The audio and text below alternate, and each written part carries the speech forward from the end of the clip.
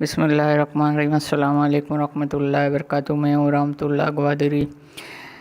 اسلامی وظیفہ چینل۔ سیدنا حضرت عثمان رضی اللہ عنہ کسی قبر کے پاس کھڑا ہوتے، وہاں اس قدر روتے کہ آپ صلی اللہ علیہ وسلم کی داڑھی تر ہو جاتے۔ تو آپ صلی اللہ علیہ وسلم سے پوچھا گیا کہ جنت جہنم کا تذکرہ ہوتے، لیکن آپ نہیں روتے مگر قبر کا ذکر سن ہی رو پڑتے۔ اس پر آپ صلی اللہ علیہ وسلم آپ رضی اللہ نے بیان کیا کہ رسول اکرم صلی اللہ علیہ وسلم نے ارشاد فرمایا تھا کہ بے شک قبر آخرت کی منزلوں میں سے پہلی منزل ہے۔ اگر کوئی شخص اس منزل کو کامیاب سے عبور کر گیا تو اس کے بعد جو منزل آئے گا اس سے آسان تر ہی ہوگا، لیکن اگر کوئی اس منزل میں کامیاب نہ ہو سکا تو اس کے بعد والے منزل اس سے بھی زیادہ سخت ہے۔ اس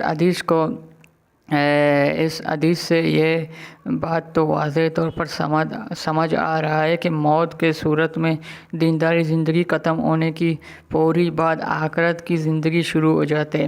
قبر آخرت ایک منزل اور اس کی زندگی آخرت کی زندگی سے نہ امیر المومنین سیدنا عائشہ صدیقہ رضی اللہ عنہا نبی اکرم صلی اللہ علیہ وسلم مرض الموت کا تذکرہ کرتے ہوئے آپ صلی اللہ علیہ وسلم کی آیت مبارک سے مذاق چڑھ گیا۔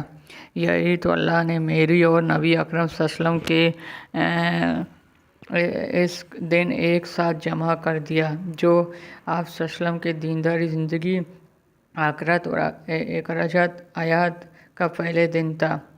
امیر المومنین سیدنا حضرت عائشہ صدیقہ رضی اللہ تعالیٰ عنہ کا بیان بھی اس سلسلے میں باقر صحیح موت کے بعد آخرت کی زندگی شروع ہو جاتے، لہٰذا قبر کی زندگی جو حالات قرآن حدیث کے ذریعے ہمیں معلوم ہوتا ہے ان کا انکار کرنا بہت بڑی جاہلیت۔ اس سے بھی بڑا جاہلیت یہ ہے کہ اسے دینداری زندگی یا اسے مشابہت مانا جائے۔ یہ سب سے چھوٹی جاہلیت جس سے جاہلیت بھی شرما جاتا ہے یہ ہے کہ موت کے بعد کسی خاص ہستی یا اسپتال کی زندگی ہستیوں کی زندگی اقرار کر لیا جائے، وہ بھی اسے دیندار کی زندگی تسلیم کر کے، جہاں باقی لوگ قبروں کی زندگی سرعی سے انکار کرتے۔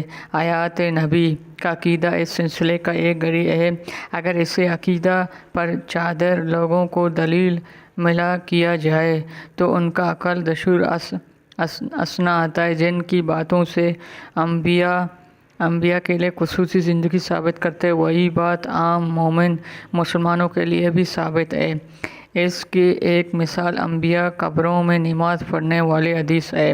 حیات النبی کا نعرہ لگانے والے سے بڑی زور شور سے پیش کرتے انہوں نے شاید یہ سمجھ لیا کہ نماز چنانچہ دنیا میں پڑھا جاتا ہے، لہذا انبیاء کرام میں نماز پڑھتے، انہیں قبروں میں دینداری یا مثلاً دینداری کی زندگی ان لوگوں کی خدمت میں عرض کیا اگر قبر میں نماز پڑھنے سے دیندار یا مثلاً دینداری زندگی ثابت ہو تو پھر انہیں اپنے نعرے حیات نبی سے بدل کر حیات مومنین کر لینا چاہیے، کیونکہ عام مومن بھی قبر میں نماز پڑھنا ثابت ہے، جیسے کہ سیدنا ابو ہریرہ رضی اللہ سے روایت ہے کہ رسول اللہ نے فرمایا قبر میں فرشتوں جب مومن سے ہم کلام ہوگا تو وہ بیٹھ جائے گا، اسے سورج غروب ہوتے دکھائی دے گا، اسے کہا جائے گا کہ اس آدمی کے بارے بتاؤ جو تم میں محبوب ہوتے تھے، تم ان کے بارے میں کیا کہتے ہو؟